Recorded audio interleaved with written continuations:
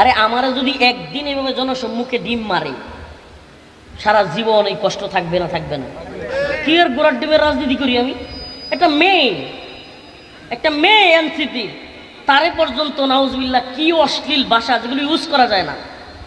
ওই টাকা পয়সা দিয়া যৌন কাজ যে সমস্ত নারীরা করে, যৌনকর্মী, ওদেরকে যেই ভাষায় কথা বলে, এই মেয়েটাকে এইভাবে গালিগালাজ করতেছে।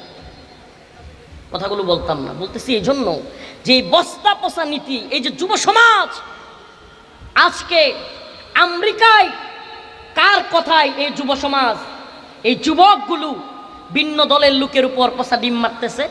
আপনার কি মনে হয় হাসিনারে খুব মহব্বত করে? আমার কথা মনে হয় বুঝেন নাই। আওয়ামী লীগরে এরা খুব মহব্বত করে, হাসিনারে খুব মহব্বত করে। আরে না রে ভাই, লিখে রাখেন, এটা মোহাব্বত নয়, স্বার্থের খেলা। আমেরিকায় থাকি, একটু বড় লুকি দেখায়া, ফুটানি দেখায়া মির্জা ফখরুলের গায়ে যদি ডিম মারতে পারি, এই আক্তারের গায়ে যদি ডিম মারতে পারি, আগামীতে যদি আবার আওয়ামী লীগ আসে, তাইলে তো আমি গিয়া টাঙ্গাইলে একটা ক্ষমতা পাবো। বাইরে এটা ছাড়া আর কিছুই না। মন থেকে যদি এরা ভালোবাসতো, শেখ মুজিব মারা যাওয়ার পরে ঘন্টার পর ঘন্টা পরে থাকে নাই?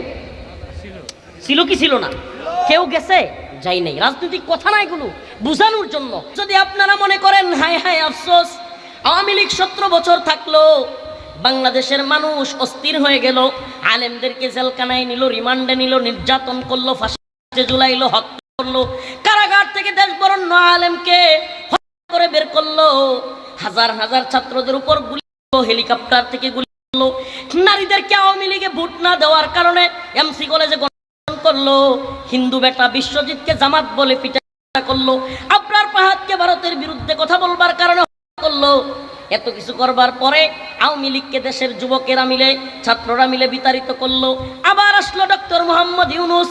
এবার এই ইউনুসও দেখা যায় আওয়ামী লীগ হাসিনা ভারতের দালালি করতো, আর ইউনুস কাক্কু দেখা যায় গোলামি করে।